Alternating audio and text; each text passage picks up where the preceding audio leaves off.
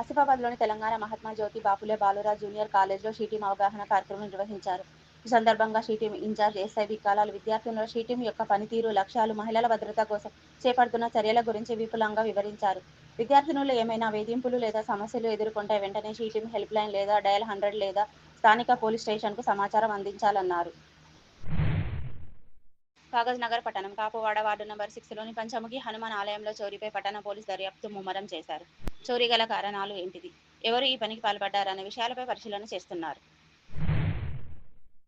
బొగ్గు గని కార్మికుల 2025 సంవత్సరాలకు సంబంధించి పీఎల్ఆర్, దీపావళి బోనస్ అంశాలపై చర్చించడానికి ఈ నెల సెప్టెంబర్ 22వ తేదీన ఢిల్లీలో జరిగే సమావేశానికి హెచ్ఎంఎస్, ఏఐటీయూసీ, సిఐటియు సంఘాల నుంచి కార్మిక నాయకులు జేవీసీసీఐ సమావేశానికి హాజరు కానున్నారు.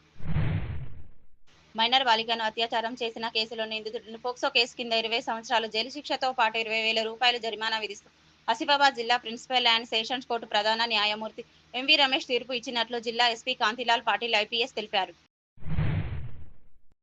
Work people sports and games ఆధ్వర్యంలో గోలేటి సిఆర్ క్లబ్ యందు weight lifting, power lifting, body building పోటీలను నిర్వహించారు. బెల్లంపల్లి ఏరియా మరియు మందమరి ఏరియాలోని మెన్స్ అండ్ ఉమెన్స్ పోటీల్లో పాల్గొన్నారు.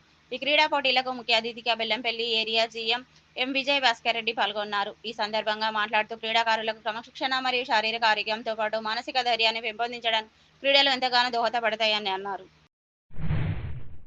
కాగజ్ నగర్ రైల్వే స్టేషన్లోని నేటి నుంచి సికింద్రాబాద్ నాగ్పూర్ వందే భారత్ ఎక్స్ప్రెస్ హాల్టింగ్ను జెండా ఊపి ప్రారంభించిన Adilabad MP Godam Nagesh, MLC Anji Reddy, Sirpur MLA Palvai Harish బాబులు.